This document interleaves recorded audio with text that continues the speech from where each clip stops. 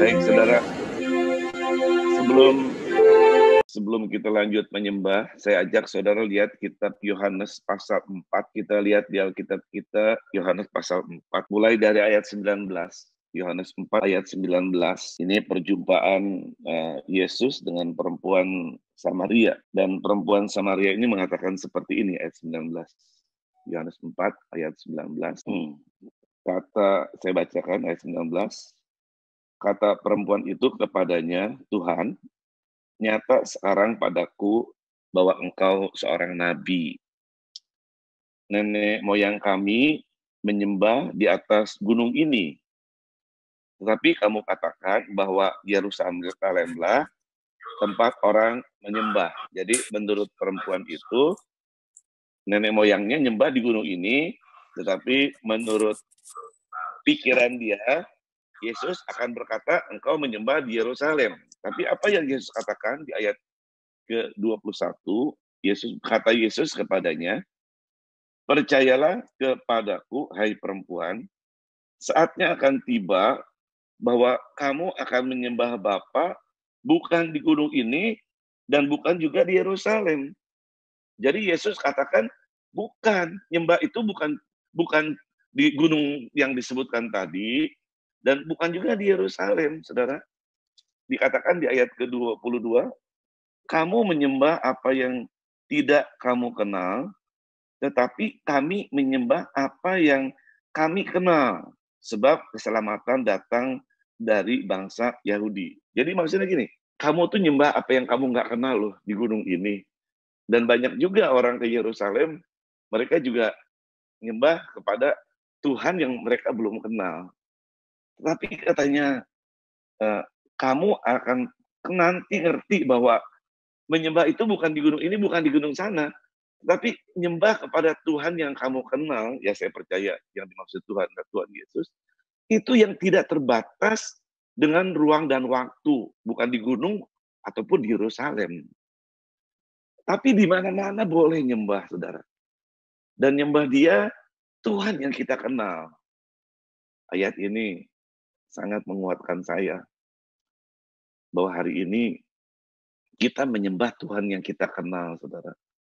Tuhan yang kita kenal bukan perlu di Yerusalem, bukan perlu di gunung ini, tapi di mana-mana, di tempat saudara, kita nyembah sama-sama Tuhan yang kita kenal, namanya Tuhan Yesus. Dan ada pesan yang dikatakan ayat 23 bilang gini, tetapi saatnya akan datang dan sudah tiba sekarang, bahwa penyembah-penyembah benar akan menyembah Bapa dalam roh dan kebenaran, sebab Bapa menghendaki penyembah-penyembah demikian. Allah itu roh, dan barang siapa menyembah dia, harus menyembahnya dalam roh dan kebenaran. Ayat 23 jelas mengatakan bahwa ada saatnya, ini waktunya, saudara, bahwa akan datang dan sudah tiba, dan saya yakin hari ini sekarang. Penyembah-penyembah benar akan menyembah Bapa dalam roh. Maksudnya penyembah-penyembah. Kok Tuhan nggak bilangnya, kenapa nggak Tuhan bilang akan tiba saatnya pendoa-pendoa benar, atau pemuji-penyemuji benar datang kepada Bapa. Tapi kenapa Tuhan katakan penyembah-penyembah benar? Nah, saya ingin ajar sedikit kepada saudara tentang apa yang saya tahu tentang doa, pujian, dan penyembahan. Doa adalah sesuatu yang kita tahu, sesuatu yang kita dapatkan, sesuatu yang kita butuhkan, dan kita ajukan kepada Tuhan, itu adalah doa. Bisa juga apa yang Tuhan suruh, kita sampaikan lewat ucapan kita kepada Tuhan. That is pray. Doa adalah satu ungkapan dari manusia yang disampaikan kepada Tuhan. Bagus nggak doa? Bagus doa. Yang kedua tentang pujian. Pujian adalah sesuatu yang kita ucapkan juga ke hadapan Tuhan dengan kebersamaan dengan manusia dan manusia yang lain, dengan saya dan saudara dan semua kita kepada Tuhan. Tuhan menjadi pihak ketiga. Manusia dan manusia 1 dan 2, kita dan Tuhan. Ada 3 parti, ada 3 bagian. Dan biasanya lagu pujian itu cenderung dengan nada yang keras, nada yang cepat, nada yang bergembira, karena ada manusia-manusia, ada Tuhan. Contohnya gini lagunya. Mari puji Tuhan. Jadi ada mari itu kan manusia, mari kita puji Tuhan. Bangun, baik kudusnya. Katanya itu berarti kata pihak ketiga, ada tiga parti. Kalau ada nya berarti kan ada yang ketiga, saudara, betul? Jadi ada manusia, ada Tuhan. Ya contoh lagu lain katakanlah lagu girang-girang gitu.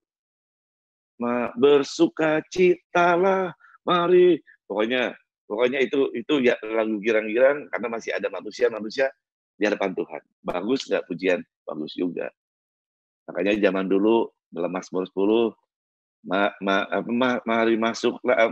mari masuklah ke pintu gerbangnya gitu ya, dengan hati bersyukur. Halamannya dengan apa? Dengan apa? Pujian. Pujian itu suka-suka, gembira, lalu kita ketemu Tuhan. Ya kan? Sama-sama Tuhan. Bagus nggak? Bagus pujian. Tetapi menurut saya ada bagian yang ketiga, bukan cuma doa, bukan cuma pujian, tapi ada penyembahan. Penyembahan itu kita masuk ke dalam dimensinya Tuhan. Dan kita udah nggak bicara lagi dengan manusia. Kita nggak perhatikan lagi orang di sekitar kita.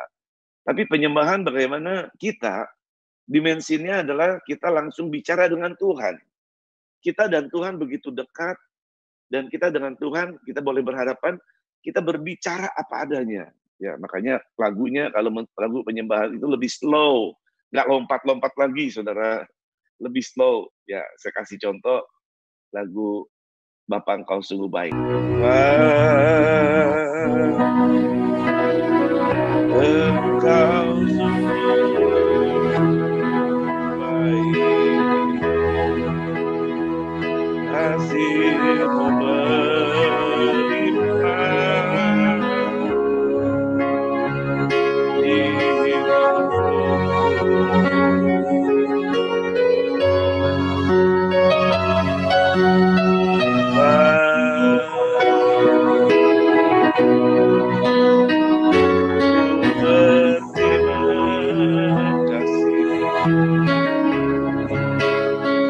berkat-Mu hari ini yang Kau sediakan bagiku. Ku naikkan syukurku, bahkan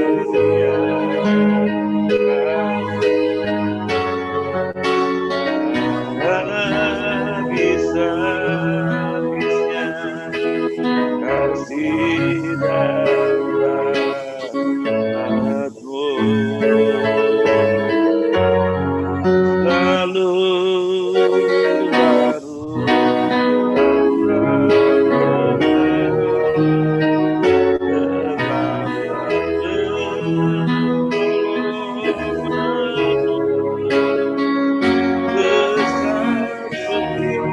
baru di sepanjang hidupku.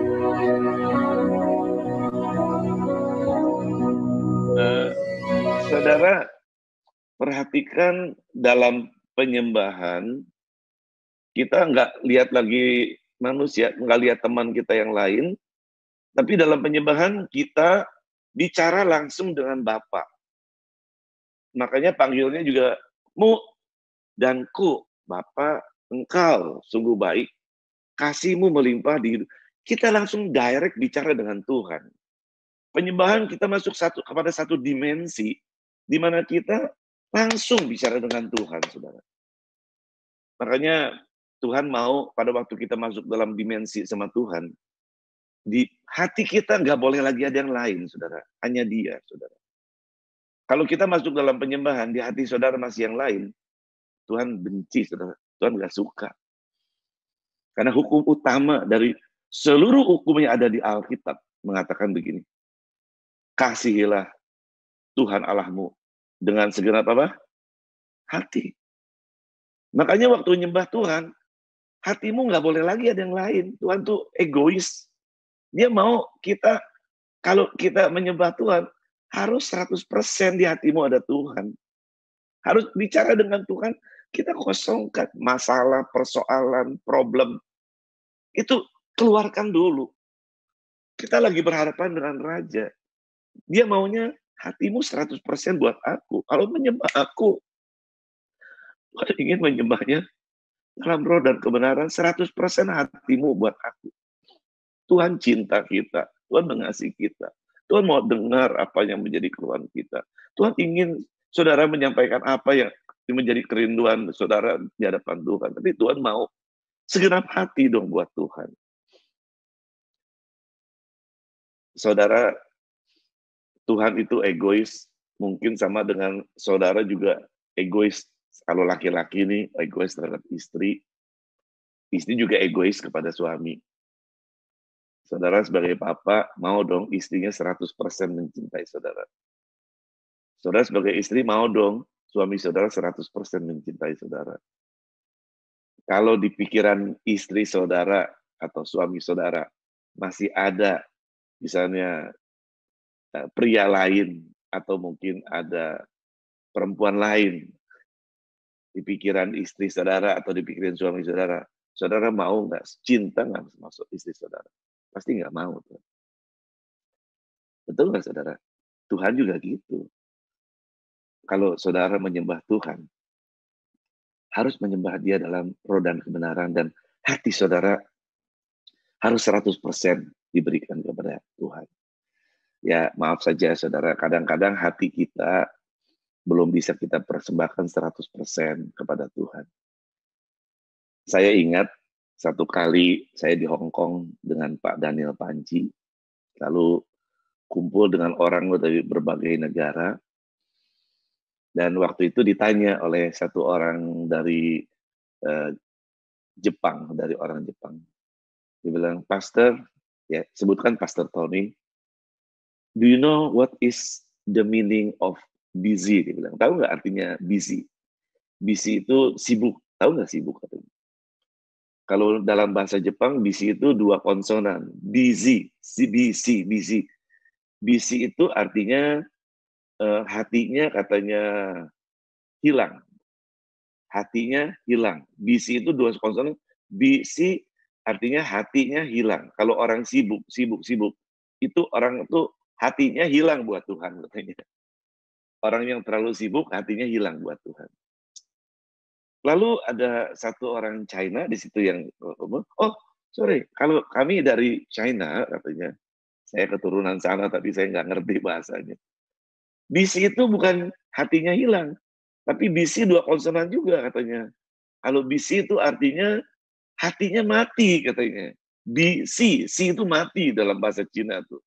Jadi orang yang busy, yang sibuk, itunya hatinya mati buat Tuhan. Wah, lebih parah lagi. Wah, saya belajar, tapi arti yang sesungguhnya, kesibukan kita bisa membuat hati kita nggak bisa diberikan buat Tuhan. Ya, bisa aja pekerjaan, bisa aja masalah, yang terus hati saudara arahkan kepada masalah, arahkan ke COVID aja saudara. Hati kita nggak ada lagi sama Tuhan. Artinya kadang-kadang pelayanan kita pun, pelayanan nih, khotbah di mana-mana. Saya khotbah di mana-mana, saudara. Sampai saya nggak punya waktu lagi buat doa pagi, saudara. Nggak ada hati menyembah Tuhan. Padahal saya tahu hari ini yang paling penting itu dari Alkitab tulis, Tuhan akan membangkitkan penyembah-penyembah benar yang menyembah Dia dalam roh dan kebenaran.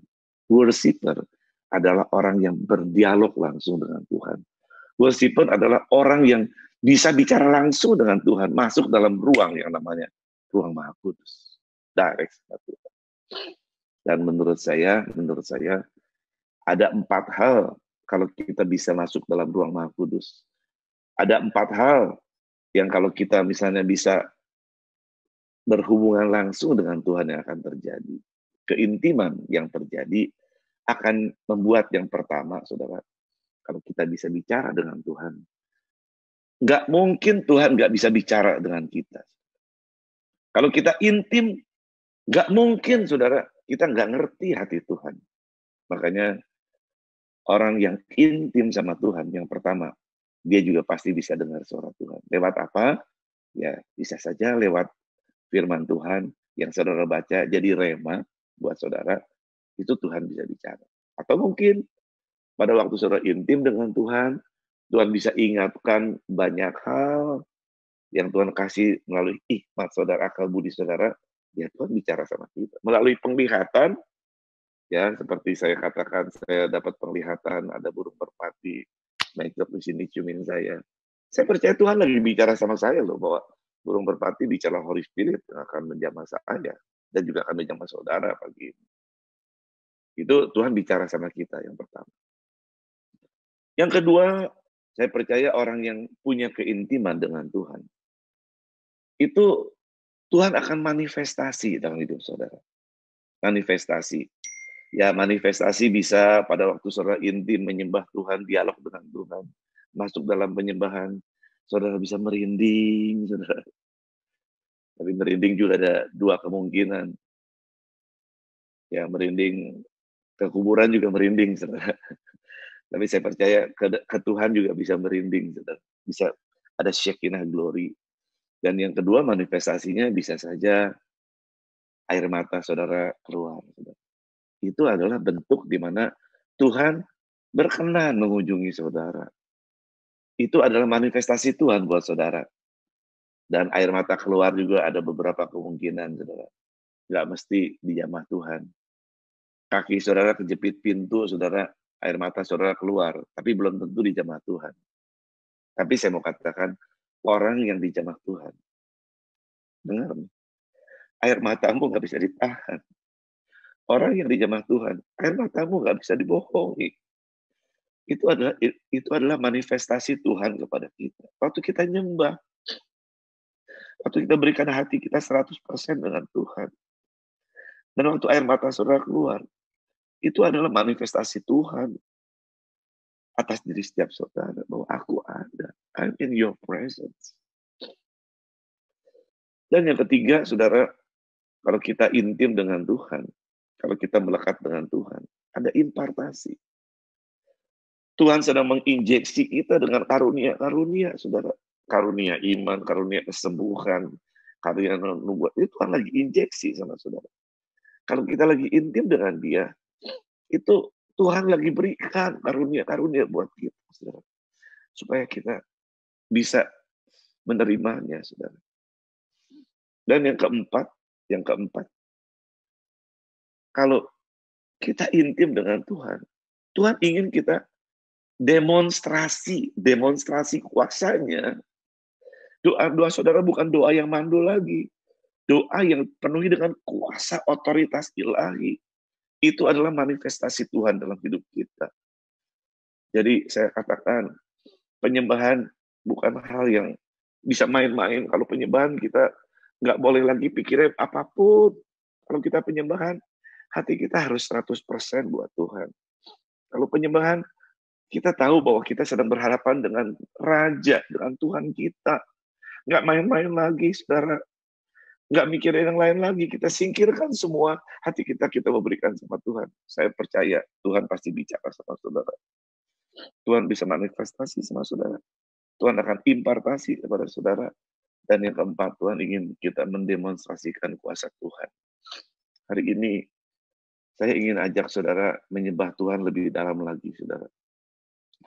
Kita akan bukan doa, kita akan menyembah lah. Nanti doa, hari ini kita mau doa ucapan syukur. Nanti saudara bisa sama-sama dengan kita semua. Di hari ini kita akan nyanyikan satu pujian tentang sinar kemuliaan-Mu, Bapa, supaya bisa memenuhi tempat ini. Ya, kita mau hari ini menyembah Tuhan dengan hati kita. Kita mau menyembah Tuhan hari ini dengan hati kita yang 100% kita mau berikan kepada Tuhan. Kita mau singkirkan segala masalah, persoalan. Kita mau singkirkan segala apapun. Saudara boleh menyembah Tuhan pagi ini. Boleh juga dengan berlutut. Saudara boleh duduk juga boleh. Apapun boleh. Tapi hari ini kita percaya bahwa kita bukan menyembah di gunung, bukan menyembah di Yerusalem tanpa batas ruang dan waktu. Kita menyembah di mana-mana. Satu hal waktu kita menyembah, Tuhan ada di hadapan saudara. Hari ini Tuhan ada di tempat saudara, di kamar saudara Dia ada, di ruangan rumah saudara Dia ada. Saudara sedang berhadapan dengan Tuhan hari ini. Dengan mata iman saudara lihat Tuhan ada di depanmu. Kita naikkan penyembahan ini di depan Tuhan dengan hati.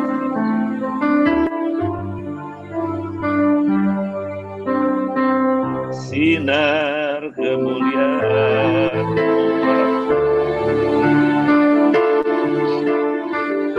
memenuhi di sekeliling. Rasakan hadiratmu, kau tenggelamkan jiwaku. Ku ingin tetap tinggal bersamamu. Sinar kemuliaan-Mu, sinar kemuliaan-Mu, Bapa. Memenuhi di sekeliling. Rasakan hadirat-Mu, kau tenggelamkan jiwaku. Ku ingin tetap tinggal bersamamu.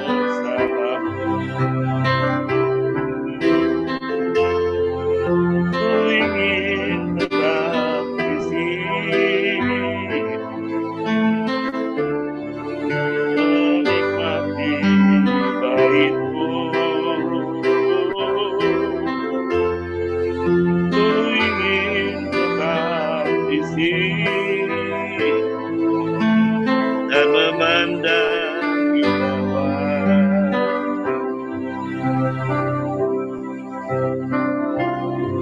Percayalah Tuhan ada di hadapan saudara.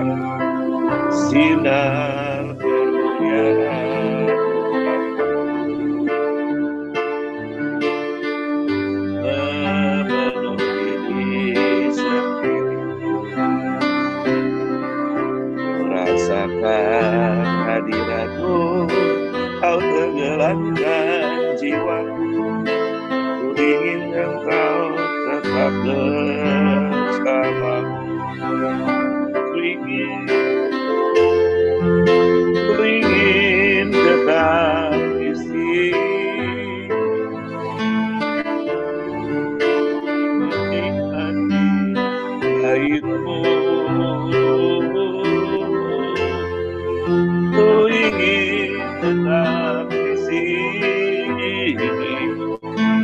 dan memandang indah wajah-Mu. Ku ingin tetap di sini, menikmati bait-Mu. Ku ingin tetap di sini dan memandang indah wajah-Mu. Ingin Tuhan tetap di sini, Tuhan. Ku ingin tetap di sini, menikmati bait-Mu.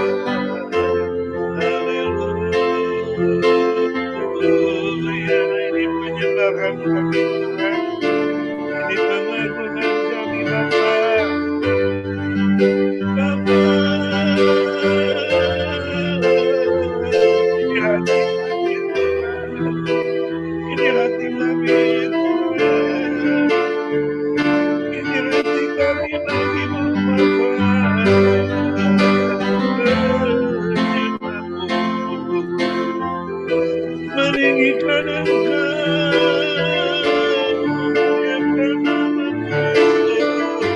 Yesus. Haleluya, haleluya,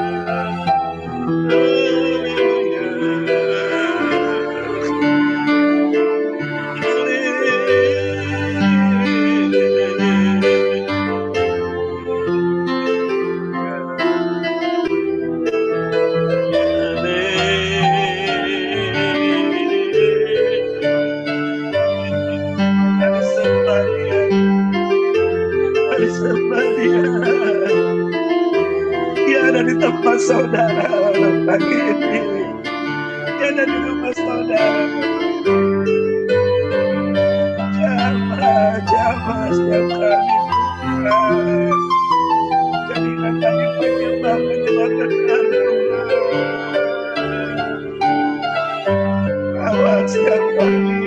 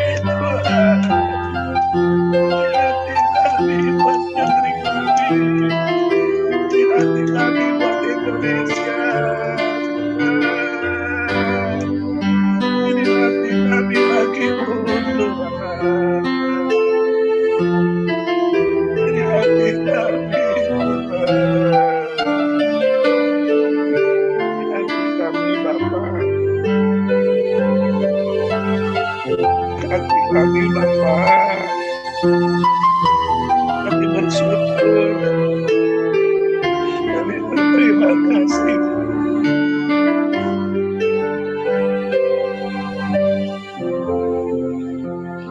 Kasih Bapak.